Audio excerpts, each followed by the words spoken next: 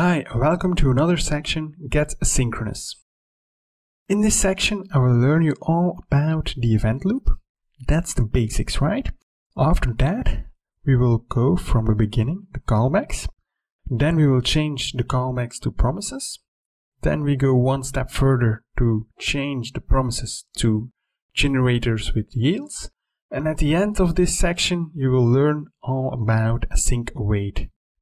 Very beautiful code within Node.js to handle asynchronous code. Hi, and welcome to the video all about time. In this video, I will show you how the event loop works, and you will see the different phases of the event loop.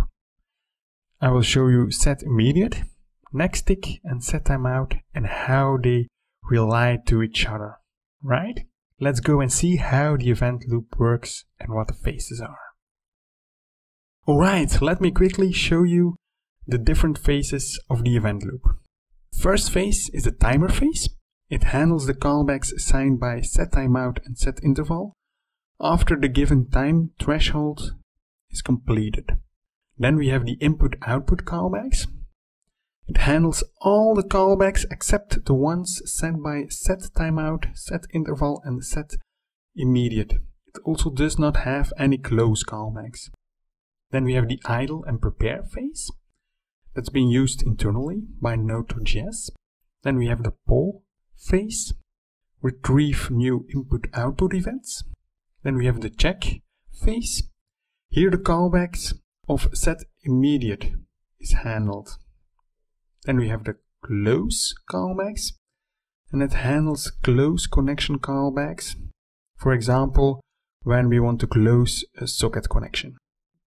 It's not really a phase, but it's maybe also very important, is the next tick queue, and that holds the callbacks of process.nextTick.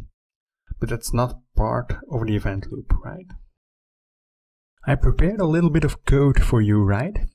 The first piece of code is the race.js file, where I have a set timeout and a set immediate.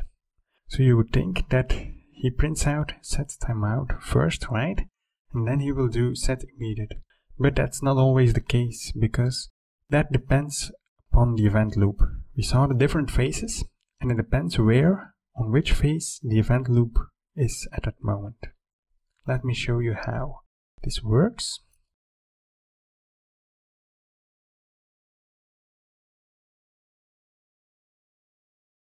You see, here we have set timeout, and here we have set immediate. And now we have set immediate, and then set timeout. So it's not a guarantee that set timeout will be executed first, right?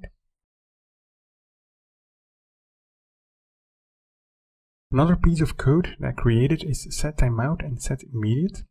So you would think that first of all he prints out set timeout 1, and then set immediate 1, set timeout 2, set immediate 2, and then timeout 3. That will not be the case. You see that he first executes timeout 1, 2, 3, and then set immediate 1 and set immediate 2. And sometimes this will diverge a bit, because it depends upon where the event loop is and how fast the event loop goes, right? Something else that you can do is process next tick. Also here process next tick. And as per Node.js documentation, next tick queue will be processed after the current operation completes, regardless of the current phase of the event loop. That's what the Node.js documentation is telling us, right?